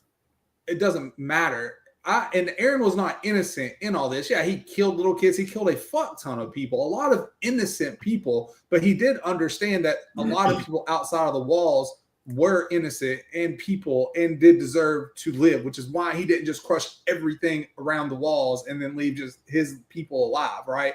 So, I mean, he gave them a chance at peace. Ultimately, that is what the whole show is about. There's political undertones. There's a nastiness. There's a violence to it. There's a lot of politics, the propaganda. There's a ton to it. The show ended beautifully. Like I think it was well done. I mean, I didn't say that they didn't do it well. I just don't agree with it. Like they did. I muted him again. They did the ending well, Nate. Like I did like the ending, but I just again, he chickened out. Okay, we're done with you, Joe. Eli, what are your thoughts on Attack on Titan? Yeah, who do you agree? Who do you agree with? Eli? I've already chimed in a little bit in our own private chats, but my issue is with the whole sort of season 5 to begin with, and something I've noticed, little observation here, is that you're saying that Nate, you are saying that there was never like good guys in this show. Everything up until the final season, basically your main cast were good guys, and that's how you were meant to view them, and it was a fight for their survival. I said you never thought the good guys were going to win. Not that there weren't good guys, but you never thought they were going to like come out on top. Like Mikasa was always a good person. You never thought Mikasa was a bad person. You never thought the little fucking bob-headed blonde kid was a bad guy. You don't really see a way out. You don't see the light at the end of the tunnel for them. You just like, for me anyways, I never like the Beast Titan and all these things. Like I just felt like it was a fight that they would never really get out of, Yeah, but you were still very much rooting for the main cast every episode leading up to them standing on the shore and Eren looking across and saying, what happens when we go over there? Do we just defeat our enemies? And that's really like in every way the turning point of the show, because that ends up being like what he's debating until the end, I guess, really. But that was, and I've argued this privately for us, but that was like the start of an entirely new show to me. And everything that you're saying, all the points you're making sound like they're all based on the final season. And yeah, there's like 90% of the story at this point, but I liked the show. I loved the show up until the final season. And then it was just something completely different to me. And I felt like it, not that it was bad, but it could have been done better in some ways. And the amount of like plot and story that they were trying to wrap up like crazy at the end of the final season, after elongating the final season like 4 or 5 times, I got just ticked off at just conceptually. I was just like, I hate how they're unfolding this, like just dropping it on us like crazy. And you were jaded going into it, which is fine. Yeah, but I mean, I'm able to look at what I'm watching objectively. Even if I observe the last season as like a separate show, it'd still be one of the best shows I've seen. It's just I almost feel like it would be better to read, because you could unpack it at your own pace a little bit. Like you have to rewatch the final season twice at least, I think, and maybe all of us should rewatch it anyway. I mean, because we watched it in different timelines or some time ago, but it's I can't keep up with Joe's pace, but I would definitely be down to watch some of it again. I mean, I honestly, this sounds like a cop out, but I can see both sides of your argument. Where like, yes, on Nate's side, there is no winning. I get that there's no winning, and some of these shows are just morbid and dark and shitty, and you don't feel great about it. But to Joe's point, like, I'd also be fine with just like, let's just commit. Let's just decide on something. And it almost felt like one of these movies where maybe there was an alternate ending sort of a thing. And it's like, in this ending, Eren just wiped everybody out and the earth reset. Or in this ending, well, let's play to the crowd a little bit more and we'll, have a little bit of a sappy side to it or something, and I don't know. I guess maybe it felt a little tropey in that regard even. But I don't know. AOT is what it is to me. I don't even feel the need to change it. It's just I'll appreciate the early seasons for what they are, and once it got super, super chaotic, I was just kind of watching it to finish it, I think. See, I loved every bit of it. I don't know. Maybe it's just who I am, but I enjoyed all of it. And again, I didn't say I didn't like it. Like, it was a good show. Like, I mean, even the final season, it was awesome. Like, but if I had the choice to change an outcome of like, I would change it. I would like Eli said, like, let's try these alternate endings and see how it feels. But Which was the question at hand? I just, I got worked up. I shouldn't have got worked up, Joe. That's my bad. Well, I like it because I do think that ending is very there's you get one of the two, right? I mean, if you ask the general audience, like right after it came out, you get either a Nate or you get a Joe. I mean, there's no really in between, and I think that ending, this session is exactly what the general public feels about the ending as well. But we got a comment here. I think everybody can agree that they drug it out too much, and I do think that was not a detriment, but I don't think it did it any justice at all to help the fan base.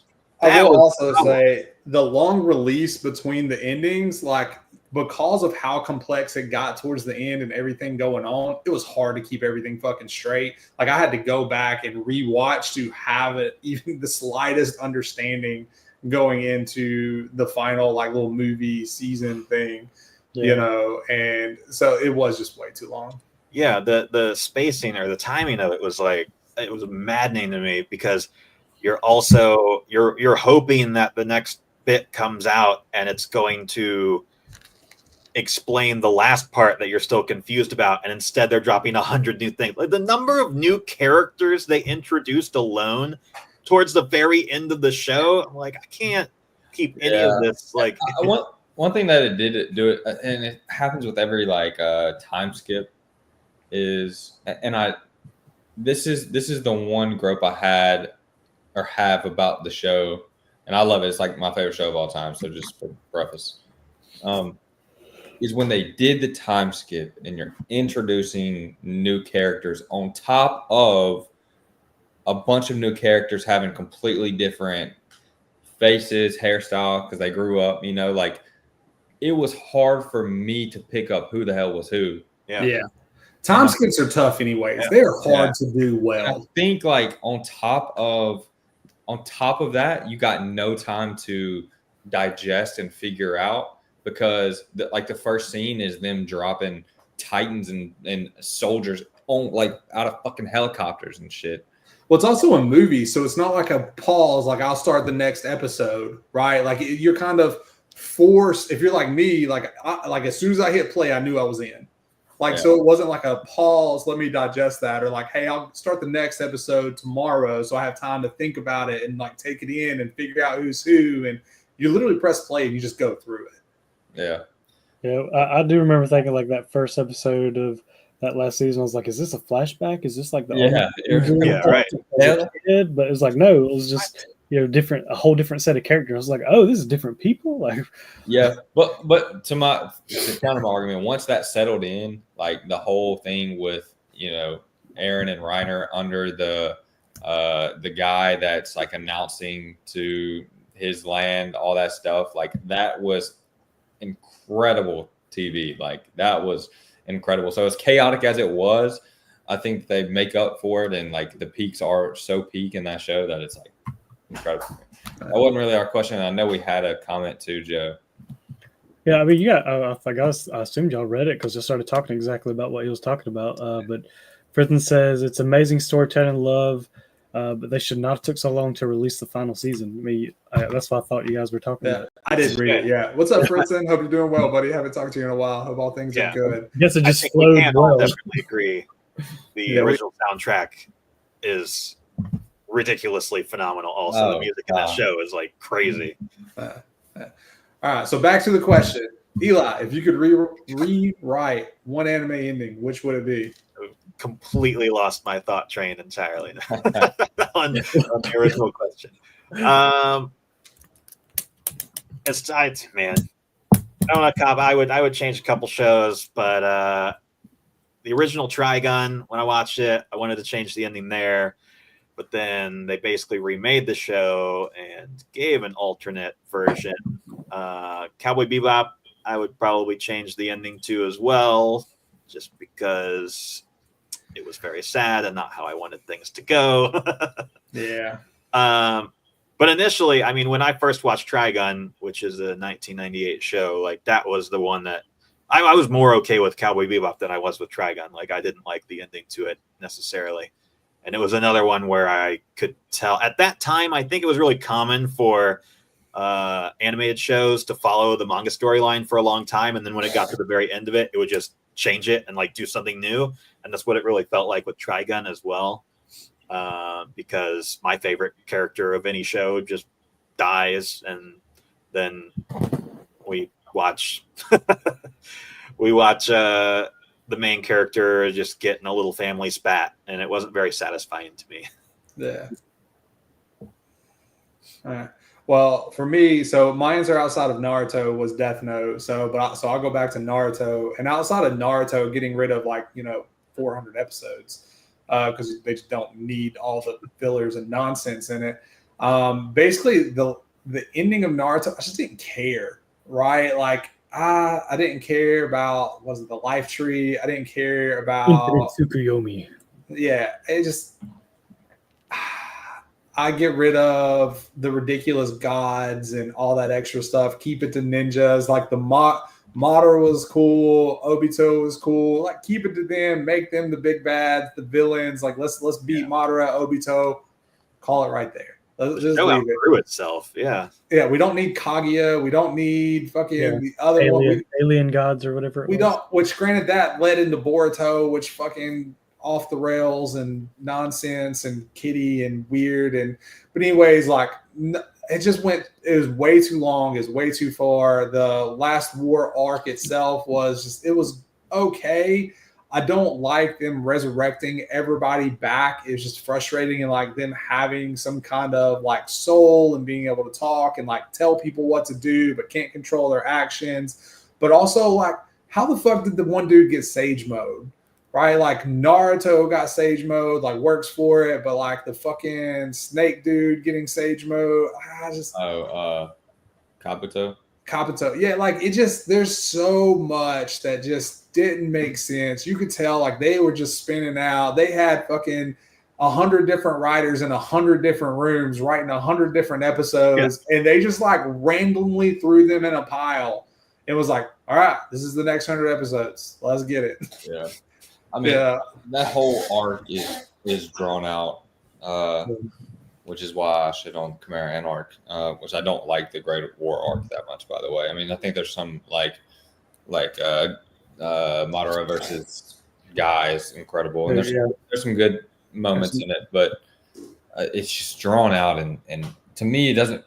Introducing the gods didn't make sense in any way whatsoever, because it's so what was the point, right? So Madara is supposed to be our common enemy, brings us together, and you had that with Madara, and Madara was a great villain, even though drawn out. So at that point, why bring in another a more common villain? It didn't need that to mend Naruto and Sasuke together. You had Madara to do that, so why? And anytime any show starts going into the power scaling system is already elite or immense in that show. Anytime you start going to gods, to me, it's almost like time traveling to a degree. It's just okay, well, here's your plot armor. And they already went too far, right? Kurama or whatever, it had already got so far, but Sage Mode should have been the top of where Naruto should have been. That was peak. It was beautiful. We got one fucking episode really of it. It still pisses me off to this day. Sage Mode was amazing. The aesthetics were cool. The powers were cool. He worked his ass off for it, right? So, but after that, everything else was just over the top. The cloaks, the cloaking everybody, all these different things. They had to do something, but Madara was able to match all of it. So when they still brought in Kaguya and they had the black spheres and it just got so over the top and so ridiculous. I just remember, even for as much as I loved watching Naruto, I was so ready for it to be over.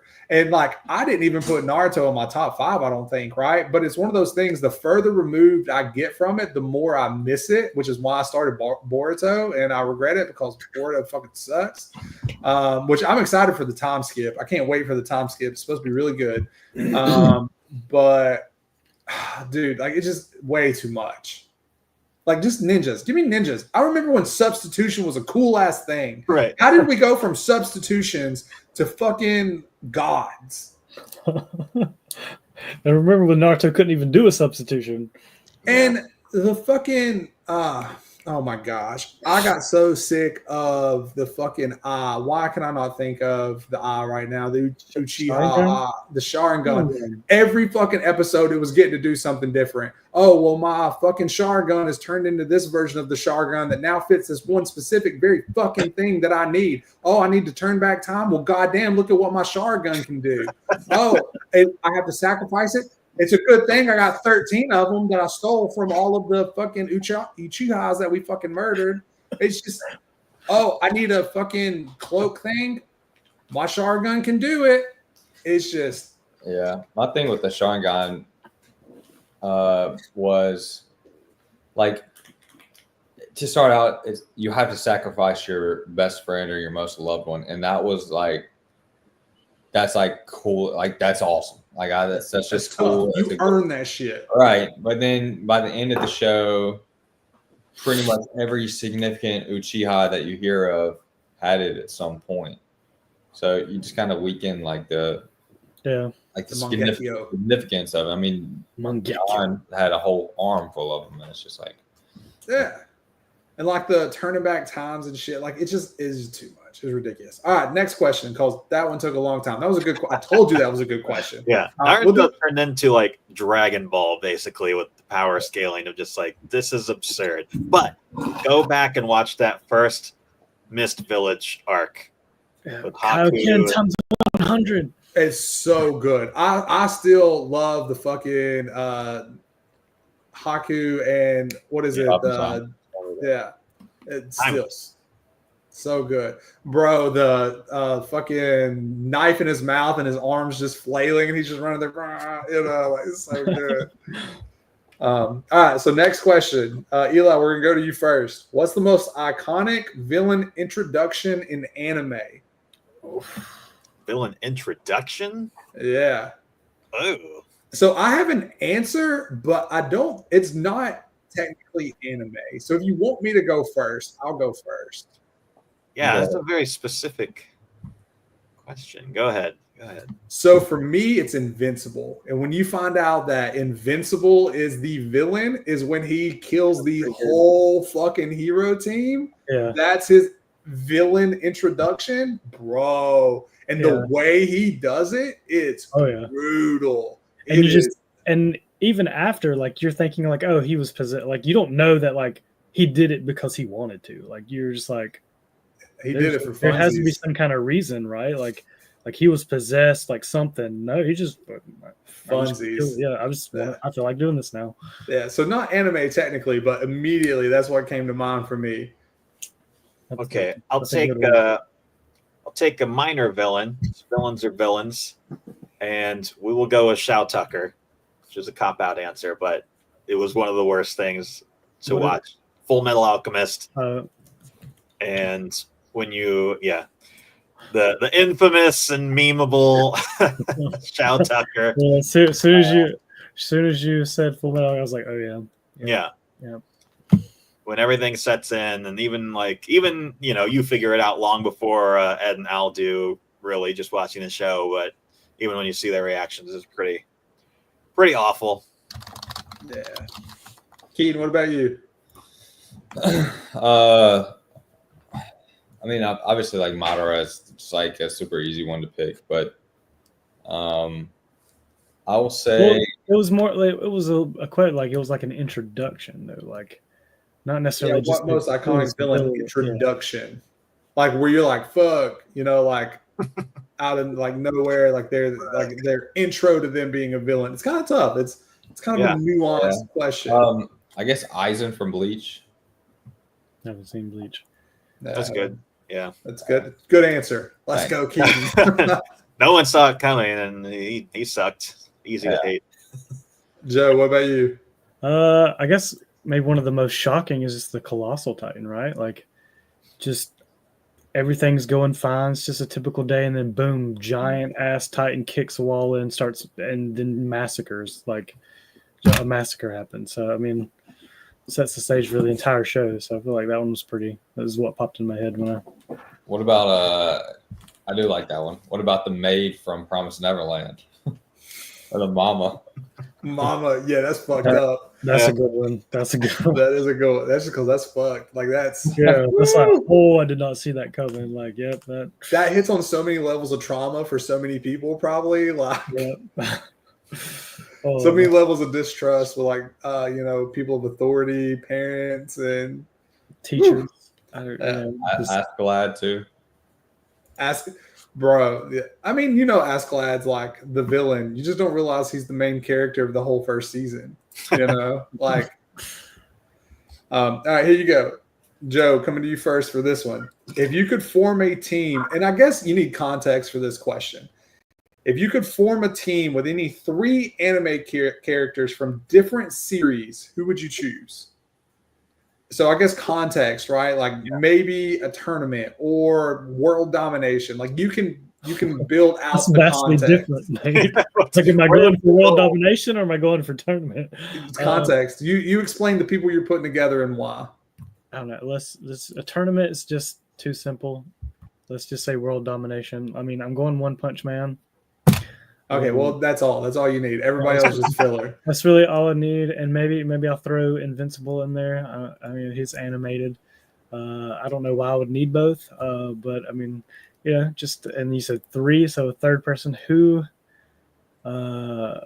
just the guy from Mashal, just goes for comedic relief, and Antiphatus. He doesn't really have to do anything other than punch a few things, but just as long as he keeps the cream puffs coming, we're good.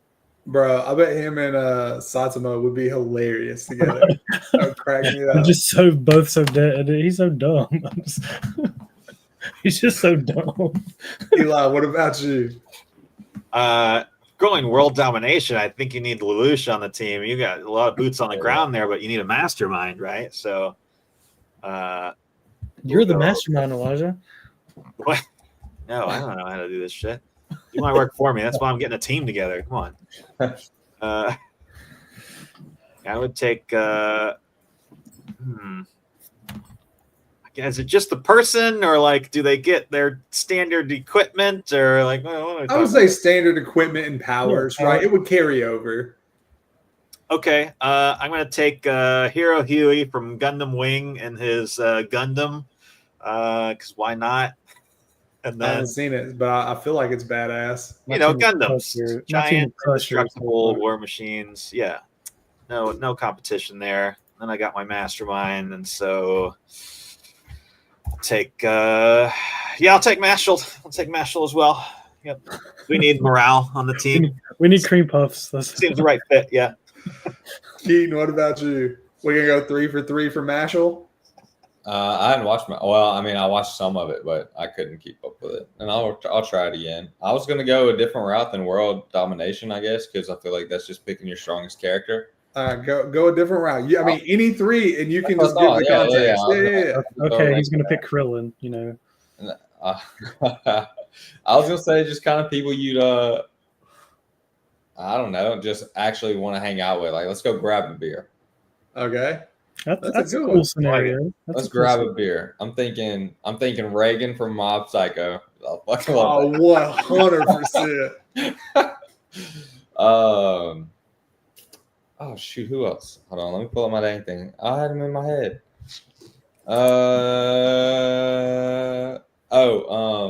Spike from Cowboy Bebop. He's just like, honestly, Spike's just the coolest freaking anime character ever, and just like, I don't know, nonchalant way. And I haven't picked a third yet. I'm trying to think. Go with Asta just so you can have someone screaming in the background. Yeah, in case we get into an actual bar fight, we'll take Asta. I don't know. I'll think on that. Let me come back to it. Nate. I like that. I like who would you build a team you want to have a beer with? That's tough. Okay, Reagan for sure. Like Reagan's in there, 100%. Let's see. I mean, so many anime main characters are so serious. It's No. I don't think I'd have a beer with them. I'm gonna go Granny Psycho, whatever her name is, 100%. Oh, I don't care. I do it. I have a beer with her in a heartbeat. I don't care one bit. And then my last one would be also. I bet she'd be cool as shit. I bet she'd have some good stories, like some crazy stories to tell you. You'd have Sigs on deck for sure. Oh, 100%. And if anybody got wild, she has a bat to whoop their ass with. If she's in the little zone, though. Yeah. And then you know what? As much fun as like the Mashal dude would be, especially like crushing beers, I'm going to go with Freerin because like she cracks me up, dude. And she's got stories and she knows how to have a good time and she's kind of goofy and all that stuff. I would go Freerin. And I'd be pretty protected. Like all of them can whoop ass. Except for, I mean, even Reagan can get crazy. Yeah, I got to throw one into this ring, though, that I was really hoping you were going to say, Nate, but it's Jiraiya. Yeah, dude, he'd be cool to have a beer with for sure. Yeah. He gets real pervy. Taking him out in public and giving him some alcohol. No, it'd be perfect with your granny, right? Like, it'd be perfect. Dude, no. I wouldn't want to be there for that. That would be, hey, she would try to whoop his ass. Like, it would just go so, I don't know how that would work out. That would go so south, I feel. So, all right, let me get another one here. Let's go. What we get? We had an hour 46. We'll go like 2 hours and cut it as long as everybody's got time. Or y'all want to go ahead and cut it? Where we at? No, that's cool. All right. What's the most shocking anime plot twist you've ever seen? And I won't go. We'll just whoever wants to take it can take it. I mean, Keaton just mentioned like the Promised Neverland. Like that was pretty shocking. Yes. I did not like going into Promise Neverland. I had no idea what to expect. That came out of nowhere. I didn't expect them eating the kids, farming little baby children. Yeah, did not see that coming. I got one for I mentioned a lot of times in Steins Gate. I think was a show that it did aid in its quality for me as well, and the shock value it provided. But it starts as a really silly show. If you were to watch the first episode or two, you're like, I don't know if I can get into this, and then very drastically rips around, and you're in a totally different world, and it's super serious. And yeah, okay. Is that Ascalad? Got a comment from Fitz, and he says, Accolade, Death, and Aaron Yeager flashback Cillian arc. Okay. Askeladd's death. Yeah. I mean, that is one. That is a plot twist I did not see coming. Just the whole ending of season 1 of Vinland. That was just so beautifully done. Incredible. Yeah. I to this day was not prepared for Askeladd to be the main character of season 1.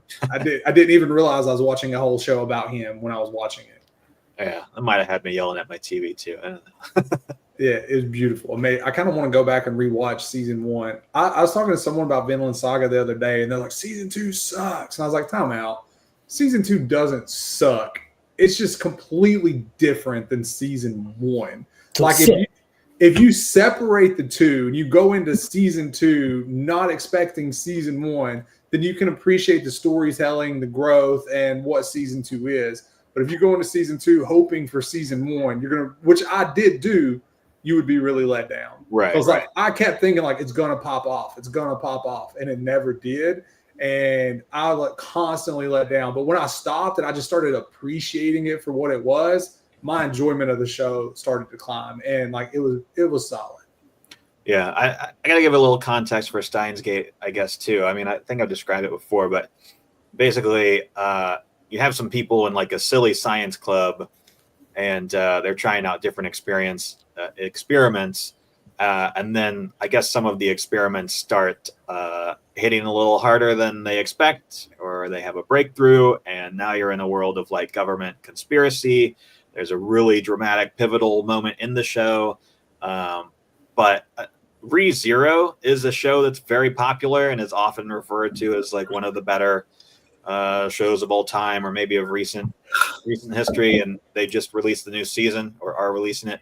But I feel like Steins Gate is very similar to Re:Zero, but done in a better way because it's quicker and just more to the point. With people, it does have a bit of that time skipping, but I think the common factor for me is always like a main character that's very heavy on the martyrdom. There's a lot of suffering in the show, but there's still enough comedy to keep you going and keep you interested. But it's a really interesting show, and like its scientific value as well. Like it made me think. But I got really attached to the characters. It does not try to introduce too many characters. I think that's something a lot of animes are starting to do, and it's really frustrating. Like My Hero does it. There's a million of them. You're seeing Dandadan do it. You know, like even like Demon Slayer with all the Hashiras. Like it's just there's a lot going. It feels like they're like, oh, here's a lot of characters, so we can start killing people that don't matter. Yeah, it's like unimportant loss. We're having trouble with a couple two handfuls of characters in Dandadan because there's not enough development for them. It's like, don't give me 40 characters. Like, that's absurd. Yeah. Fritzen was agreeing with you guys. Like, it's two different shows, and he loves it. I still haven't seen season 2 of that. Yeah. Well, I need to go back and rewatch season 1, then watch season 2. You don't. They're two different shows. You really don't. No, I really loved season 1. That's good. And it's been a while, so it's like maybe I should do. Yeah. All right. So this is a fun one, and it'll be quick. We don't really have to talk a whole lot about it. Which anime character would you trust to babysit your kids? Oh God.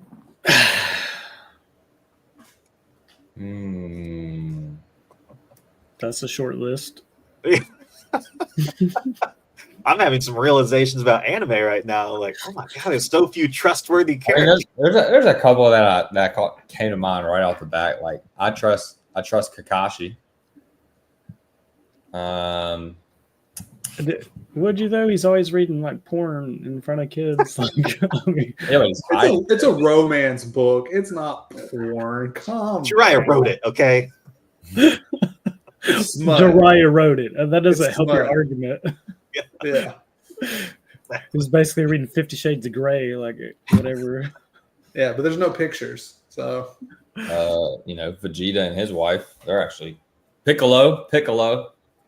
Oh God, abuse the crap out of your kid. I know, right? He's gonna just like Fritz says none of them have way too much trauma, but pick Krillin. He is not him.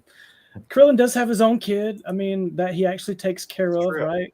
Maybe him and Android 18 can babysit together. I'm not trusting Gohan. He's got a kid, but she gets kidnapped. There's a whole movie about it. I don't know, man. That's a tough one. I picked Gojo. Megami turned out all right. Yeah.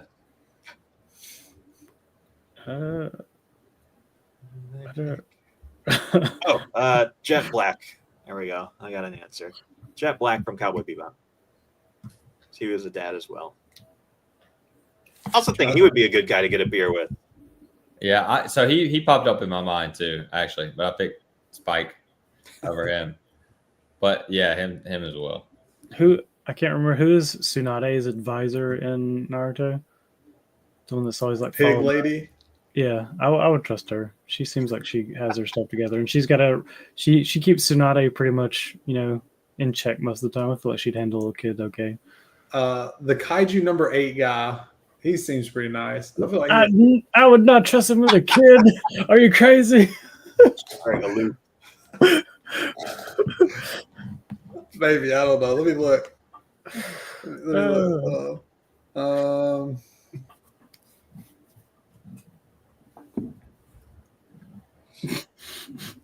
Yeah, there's not a lot. I'm drawing blanks over here. I was trying to think of level-headed people, and I was like, Frieren? Oh, wait, no. No, not Frieren. Thors. I rock with Thors. Thors, yeah. Thors wouldn't be bad. Mashal's Pop. Mashal's dad. Mashal's dad did nothing but love him and take care of him, Joe. Yes, he isolated him, but it was to save him.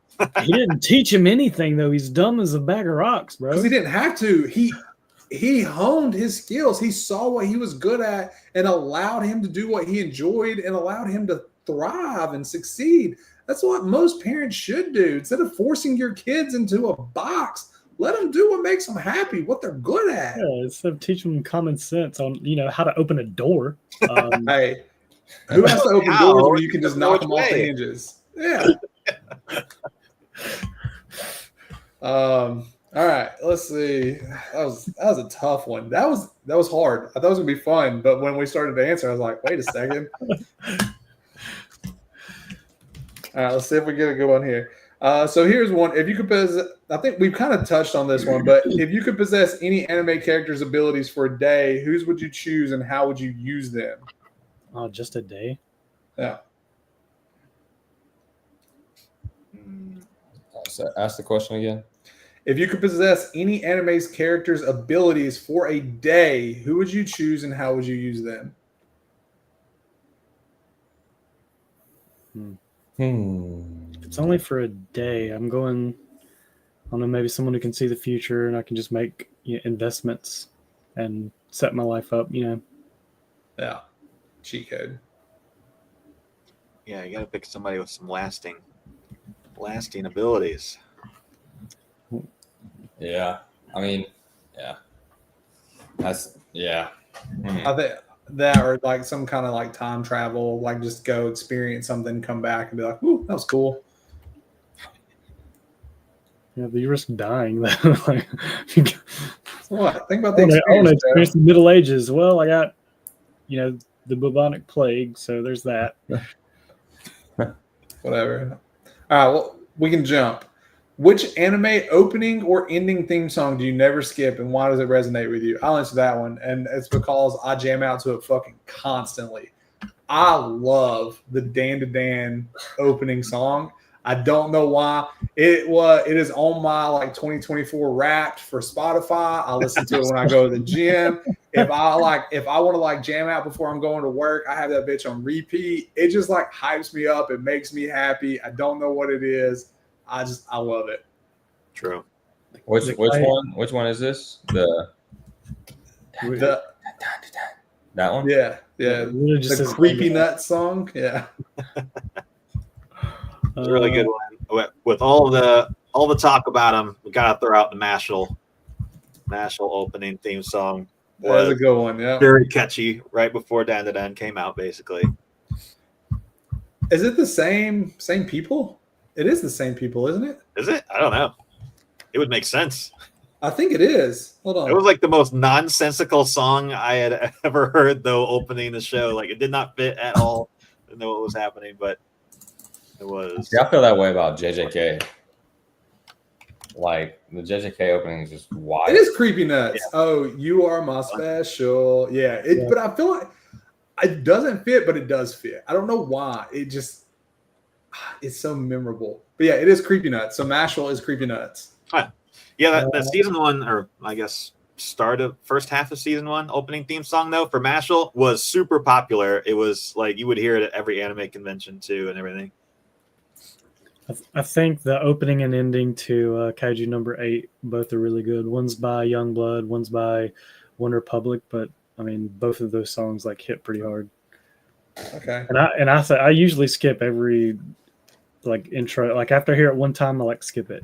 But for those I did listen to it because like, oh, these songs hit. Like I like this.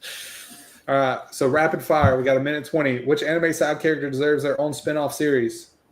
Joe, go. I gotta think about that. Okay, Eli, go.